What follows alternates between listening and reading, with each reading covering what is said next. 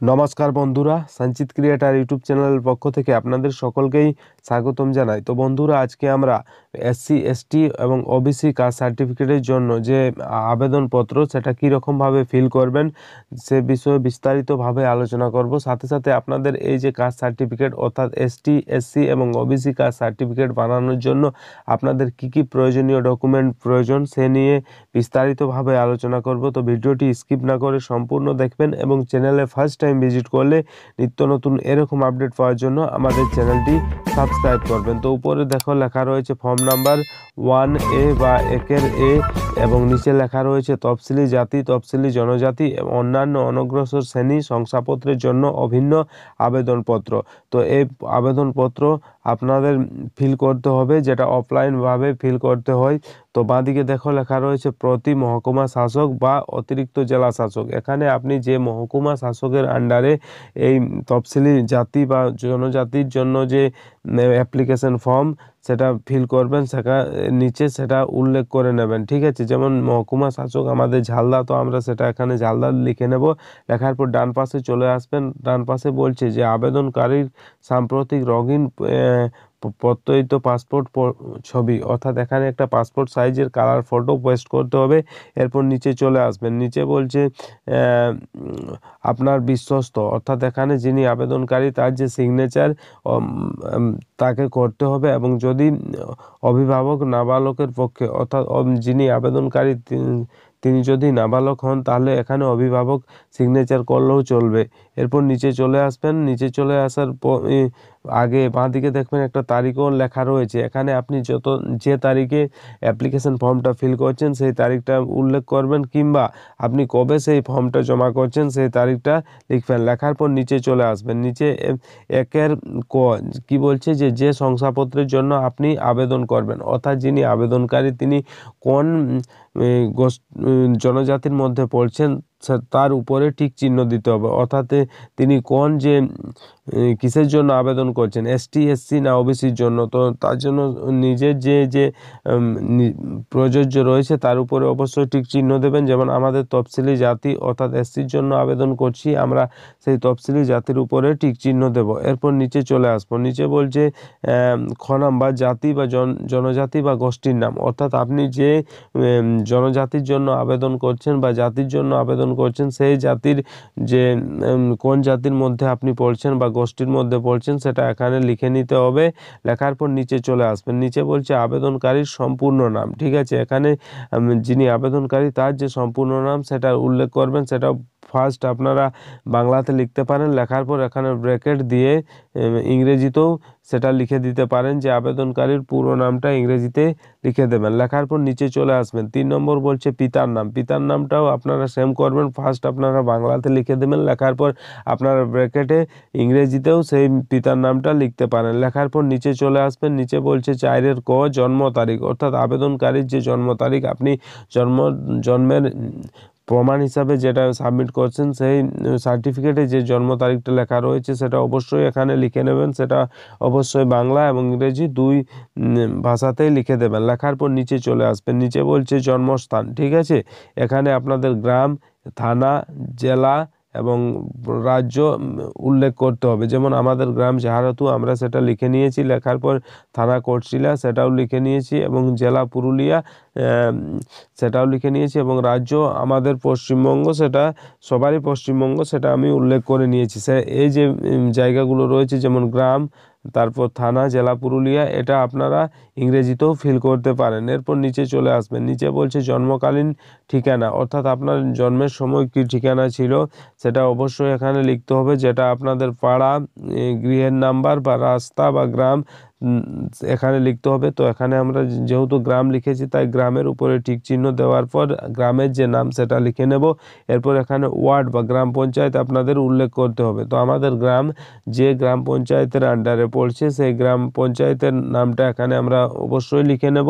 লেখার পর চলে আসবো আমরা ডান পাশে। ডান পাশে বলছে পোস্ট অফিস। ঠিক আছে, নিজের যে পোস্ট অফিস সেটা অবশ্যই উল্লেখ করবেন। উল্লেখ করার পর ডান পাশে নিজের জেলার নাম লিখবেন। লেখার পর রাজ্য এবং নিজের যে পিনকোড সেটা লিখে নেবেন। এরপর নিচে চলে আসবেন, নিচে বলছে অন্যান্য ঠিকানা বা ঠিকানাগুলি। এখানে তখনই আপনাদের অন্যান্য ঠিকানা বা ঠিকানাগুলি উল্লেখ করতে হবে যখন আপনাদের জন্মকালীন ঠিকানা অর্থাৎ বর্তমান ঠিকানা এবং যে স্থায়ী ঠিকানা যদি আলাদা হয় তাহলে অবশ্যই এটা ফিল করতে হবে, তা না হলে ফিল করার প্রয়োজন নাই। নিচে চলে আসবেন, নিচে বলছে জাতীয়তা অর্থাৎ আপনাদের যেটা ন্যাশনালিটি অবশ্যই উল্লেখ করবেন, এখানে ভারতীয় সেটা লিখে নেবেন। লেখার পর চলে আসবেন ডান পাশে নিজের যে ধর্ম সেটা এখানে উল্লেখ করবেন, হিন্দু হলে হিন্দু, খ্রিস্টান হলে খ্রিস্টান, মুসলিম হলে মুসলিম, নিজের যে ধর্ম রয়েছে সেটা অবশ্যই এখানে উল্লেখ করবেন। উল্লেখ করার পর ডান পাশে চলে আসবেন, নিজের যে লিঙ্গ অর্থাৎ আবেদনকারী যিনি আবেদন করছেন এই কাস্ট সার্টিফিকেটের জন্য তার যে লিঙ্গ অর্থাৎ পুংলিঙ্গ না স্ত্রীলিঙ্গ সেটা অবশ্যই উল্লেখ করে নেবেন। উল্লেখ করার পর নিচে চলে আসবেন, নিচে সবথেকে যেটা প্রয়োজন বা এটা গুরুত্ব রয়েছে সেটা হচ্ছে আবেদনকারীর পিতৃকুলের অর্থাৎ পিতৃকুলের রক্ত সম্পর্কিত কোনো ব্যক্তি জাতির শংসাপত্র আছে কিনা। ঠিক আছে, অর্থাৎ আপনি আবেদন করছেন তার পূর্বে আপনাদের বাড়িতে যদি কারো আপনার রক্ত সম্পর্কের যদি কারো কাস্ট সার্টিফিকেট থেকে থাকে, যদি হ্যাঁ হয় তো অবশ্যই নিচের যে ফিল করার জায়গাগুলো রয়েছে সেগুলো ফিল করতে হবে। যেমন ফার্স্ট ফিল করতে হবে শংসাপত্র ধারকের নাম, অর্থাৎ আপনার রক্ত সম্পর্কে যার কাস্ট সার্টিফিকেট রয়েছে তার যে নামটা সেটা এখানে অবশ্যই উল্লেখ করবেন। উল্লেখ করার পর ডান পাশে আপনার সাথে তার যে সম্পর্কটা সেটা উল্লেখ করবেন। উল্লেখ করার পর ডান পাশে চলে আসবেন, এখানে লিখতে হবে শংসাপত্রের নম্বর, অর্থাৎ যার কাস্ট সার্টিফিকেট আপনি রক্ত সম্পর্ক হিসাবে দিচ্ছেন তার যে শংসাপত্র অর্থাৎ কাস্ট সার্টিফিকেট নাম্বার এখানে উল্লেখ করে নেবেন। WB 1406 তারপর যে নাম্বারগুলো রয়েছে সেগুলো অবশ্যই লিখবেন। এখানে আমি স্যাম্পল হিসাবে দিয়েছি তাই স্টার দিয়ে দিয়েছি। এরপর প্রদানের তারিখ অর্থাৎ কাস্ট সার্টিফিকেটটা কবে ইস্যু করা হয়েছিল সেই তারিখটা কাস্ট সার্টিফিকেটের উপরেই লেখা থাকে, সেই কাস্ট সার্টিফিকেট ইস্যু ডেটটা এখানে লিখবেন। লেখার পর প্রদানকারী কর্তৃপক্ষ অর্থাৎ কাস্ট সার্টিফিকেটটা কোথা থেকে প্রদান করা হয়েছিল সেই কর্তৃপক্ষের নামটা এখানে লিখে নেবেন। যেমন আমাদের প্রদানকারী যে কর্তৃপক্ষ ছিল সেটা হচ্ছে ঝালদা SDO, সেটা আমরা লিখে নিয়েছি। লেখার পর নিচে চলে আসবেন, নিচে 10 নম্বর কি বলছে না 10 নম্বর বলছে দুজন সুপারিশকারীর না বিশদ বিবরণ, অর্থাৎ এখানে দুজন সুপারিশকারীর যে নাম এবং তার যে ঠিকানা সেটা ফিল করতে হয়। সেটা কাকে কাকে করাবেন, আপনি চাইলে আপনার গ্রামের যিনি ওয়ার্ড মেম্বার বা কাউন্সিলর রয়েছেন, যদি মিউনিসিপ্যালিটি হয় তাহলে কাউন্সিলর, তাকে অবশ্যই এখানে সাইন করাবেন। এবং চাইলে আপনি আমাদের যেমন গ্রামের আমাদের যিনি ওয়ার্ড মেম্বার রয়েছেন তাকে সিগনেচার করিয়েছি এবং সাথে সাথে আমাদের যে প্রাইমারি স্কুলের প্রধান শিক্ষক মহাশয় তাকে সিগনেচার করিয়েছি। তো আপনারা চাইলে তাদেরকে করাতে পারেন কিংবা আপনাদের গ্রামের যে কোনো দুজন সাধারণ ব্যক্তিকেও সিগনেচার করাতে পারেন। তো ফার্স্ট লিখুন প্রথম সুপারিশের নাম, সুপারিশকারীর নাম এবং তারপর প্রথম যে সুপারিশকারী তার যে ঠিকানা সেটা উল্লেখ করবেন। উল্লেখ করার পর দ্বিতীয় যে সুপারিশকারীর নাম এখানে লিখবেন এবং ডান পাশে দ্বিতীয় সুপারিশকারীর ঠিকানা লিখবেন। এরপর নিচে চলে আসবেন, নিচে 11 নম্বর কি বলছে আবেদনকারী অথবা তার পরিবার অন্য রাজ্য বা দেশ থেকে স্থানান্তরিত কিনা। যদি হ্যাঁ হয় তাহলে নিচের যে ডিটেলস সেটা ফিল করতে হবে, তা না হলে ফিল করার প্রয়োজন নয়। অর্থাৎ আবেদনকারী এবং তার পরিবার অন্য রাজ্য বা দেশ থেকে স্থানান্তরিত কিনা, যদি হ্যাঁ হয় অবশ্যই নিচে ফিল করতে হবে, না হলে ফিল করার প্রয়োজন নেই। এরপর নিচে চলে আসবেন, নিচে বলছে এই অংশ কেবলমাত্র ওবিসিদের জন্য, অর্থাৎ আপনি যদি ওবিসি কাস্ট সার্টিফিকেটের জন্য অ্যাপ্লাই করেন তাহলে নিচের যে ডিটেলগুলো রয়েছে সেগুলো ফিল করতে হবে। কিন্তু আপনি যদি SC বা STর জন্য আবেদন করেন তাহলে এর কোনো প্রয়োজন নেই। তো আমি যেহেতু SCর জন্য আবেদন করছি তাহলে এগুলোর প্রয়োজন নেই, তাই এগুলো আমি স্কিপ করে নিচে চলে আসবো। নিচে কি বলছে যে কৃষি জমির ভোগকারী অর্থাৎ মাতা পিতা ও নাবালক সন্তান দ্বারা অধিকৃত। এখানে আপনাদের যে আপনি সাপোর্টিং ডকুমেন্ট হিসাবে যে জমির ডিটেলসটা দিবেন এই ফর্মের সাথে, সেই জমির ডিটেলসটা এখানে আপনাদের ফিল করতে হবে। যেমন অবস্থান অর্থাৎ জমির যে অবস্থানটা রয়েছে সেই মৌজাটা বা সেই অ্যাড্রেসটা লিখতে হবে। তো এখানে মৌজার নামটা লিখে নেবেন। তারপর এখানে লিখতে হবে শেষযুক্ত জমির আয়তন, অর্থাৎ আপনার কতটা চাষযোগ্য জমি রয়েছে সেটা এখানে উল্লেখ করবেন, অবশ্যই করে উল্লেখ করবেন। এরপর নিচে চলে আসবেন। নিচে কি বলছে যে আপনার আয়, কার আয় দিতে হবে না পিতা বা আপনার যে অভিভাবক তার আয় দিতে হবে। যদি বার্ষিক কোনো আয় থাকে বেতন থেকে তাহলে এখানে উল্লেখ করবেন, তা না হলে নিচে চলে আসবেন। অন্যান্য সূত্র থেকে যে বার্ষিক আয় কৃষি জমি বাদে সেটা এখানে উল্লেখ করবেন। যেমন আমাদের ৭২,০০০ টাকার রয়েছে বাৎসরিক আয়, সেটা আমি উল্লেখ করে নিয়েছি। উল্লেখ করার পর যদি মায়ের সেরকম আয় থাকে তো অবশ্যই উল্লেখ করবেন, তা না হলে উল্লেখ করার প্রয়োজন নেই। নিচে চলে আসবেন। নিচে আপনাদের এই যে কাস্ট সার্টিফিকেট অর্থাৎ যে শংসাপত্র আপনি তৈরি করবেন এসসি এসটি না ওবিসির জন্য, তার জন্য আপনি সাপোর্টিং ডকুমেন্ট হিসাবে কি কি দিবেন সেটা নিচে উল্লেখ করতে হবে। দেখো এখানে লেখা রয়েছে বিদ্রোহ বলে ওবিসি শংসাপত্রের আবেদনকারীকে বর্তমান বার্ষিক আয়ের সার্টিফিকেট দিতে হবে। অর্থাৎ আপনি যদি ওবিসি কাস্ট সার্টিফিকেটের জন্য আবেদন করেন তাহলে অবশ্যই আপনাকে আপনার যে গ্রাম পঞ্চায়েত অফিস বা মিউনিসিপ্যালিটির অফিস থেকে আপনাদের কি করতে হবে না বার্ষিক আয় অর্থাৎ অ্যানুয়াল ইনকামের জন্য যে সার্টিফিকেট সেটা আপনাদের সাবমিট করতে হবে। তো নিচে বলছে 12 নম্বর দরখাস্তের সঙ্গে জমা দেওয়ার কাগজপত্রের তালিকা। অর্থাৎ আপনি যে কাস্ট সার্টিফিকেটের জন্য আবেদন করছেন তফসিলি জাতি, তফসিলি জনজাতি বা উপজাতি এবং ওবিসি কাস্ট সার্টিফিকেটের জন্য আপনি যে আবেদন করতেন তার জন্য আপনাদের কি কি সাপোর্টিং ডকুমেন্ট লাগবে। ফার্স্ট 1 নম্বর বলছে 2টি সাম্প্রতিক রঙিন পাসপোর্ট ছবি। এটা কোনো সময় কোনো অফিস বলেন দুটির জায়গায় 4টি আপনাদের কালার পাসপোর্ট সাইজের ফটো সাবমিট করতে হবে। সাথে সাথে আপনাদের যিনি ক্যান্ডিডেট যিনি আবেদন করছেন তার আধার কার্ডের জেরক্স, তার যে ডিজিটাল জন্ম সার্টিফিকেটের জেরক্স লাগবে। সাথে সাথে পিতা মাতার ভোটার কার্ড, আধার কার্ডের জেরক্স। তারপর আপনাদের যদি আপনি ওবিসির জন্য আবেদন করেন ওবিসি কাস্ট সার্টিফিকেটের জন্য তাহলে জমির দলিলের জেরক্স দিতে হবে, যেটা জমির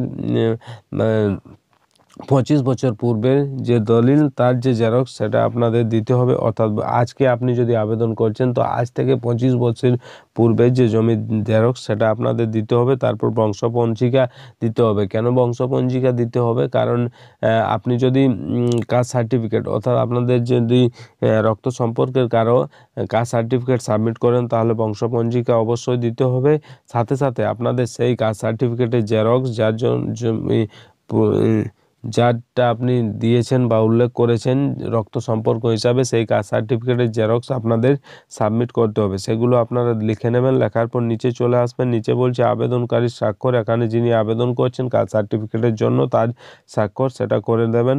যদি অভিভাবক অর্থাৎ নাবালক হয়ে যদি আবেদনকারী তাহলে অভিভাবক বা গার্জেন এখানে সাইন করলেও চলবে। বাঁ পাশে যে তারিখটা কবে আপনি ফিল আপ করছেন ফর্মটা সেই তারিখটা মেনশন করবেন, কিংবা আপনি কবে সেটা সাবমিট করছেন সেটা তারিখটা লিখবেন। লেখার পর নিচে চলে আসবেন। নিচে এরকম একটা ফরম্যাট রয়েছে যেটাতে বলছে টু হুম ইট মে কনসার্ন। অর্থাৎ এখানে আপনার যে ইনকাম অর্থাৎ অ্যানুয়াল ইনকামের যে ডিটেলস সেটা দেওয়া রয়েছে, চাইলে আপনারা এটা ফিল করতে পারেন।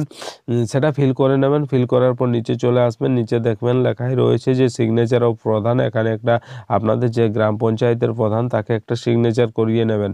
এটা যদি আপনি সিগনেচার করান তাহলে আপনাকে আবার ইনকাম সার্টিফিকেটের প্রয়োজন হবে না, এটাতে সিগনেচার করলে হবে। তো এটা কীরকমভাবে ফিল করবেন? উপরে ডান পাশে লেখাই রয়েছে ডেট। এখানে আপনি যে ডেটে ফর্মটা ফিল আপ করছেন সেই ডেটটা উল্লেখ করবেন। উল্লেখ করার পর নিচে চলে আসবেন। নিচে কি বলছে? This is to certify that Shrimati বা মিস। তো এখানে যেহেতু শ্রী হবে তাই শ্রীর উপরে টিক চিহ্ন দিয়েছি। দেওয়ার পর আপনারা নিচে ডান দিকে চলে আসবেন। যে আবেদনকারী তার নামটা অবশ্যই উল্লেখ করবেন। যেমন রাহুল কালিন্দী আমি উল্লেখ করেছি, এটা স্যাম্পল হিসাবে করানো রয়েছে, বাস্তবে মিল নাও থাকতে পারে।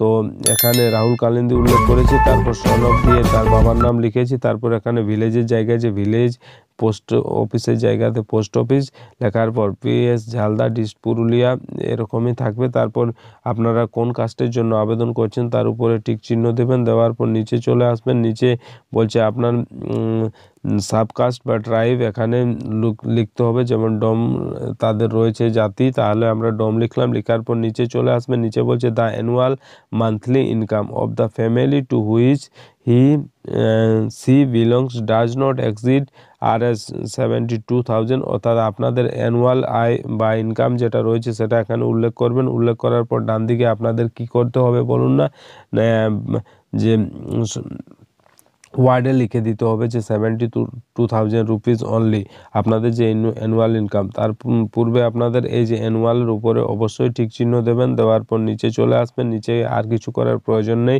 নিচে লেখাই রয়েছে যে হিজ বা her family ancestors have been residing in the above mentioned address in the state of West Bengal since before the year of 1950 বা 1993।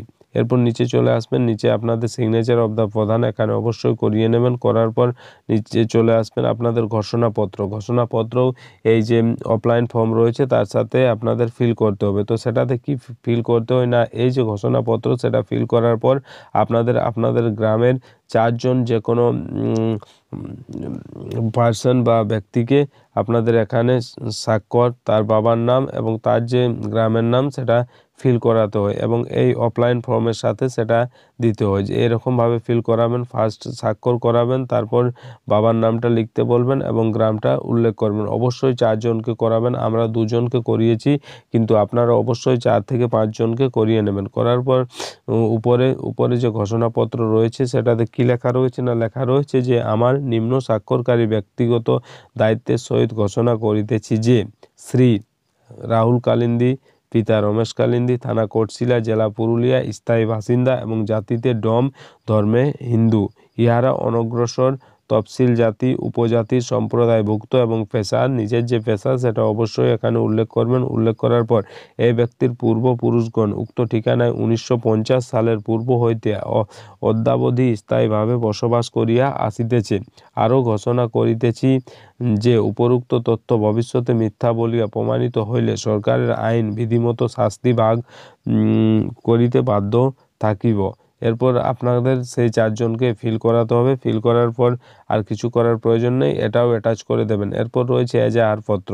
এজাহারপত্রটা খুবই ইম্পর্টেন্ট। কাকে এজাহারপত্র ফিল করাতে হবে না, এর পূর্বে আপনি যে কাস্ট সার্টিফিকেটের জন্য যে আবেদনপত্র সেটাতে যে 2 জন সুপারিশকারীর বিবরণ দিয়েছেন তাদেরকে দিয়েই এই যে এজাহারপত্র সেটা ফিল করতে হবে। সেটা কাকে করাবেন? আপনাদের গ্রামের সাধারণ 2 জন ব্যক্তিকে দিয়ে ফিল করালেও চলবে।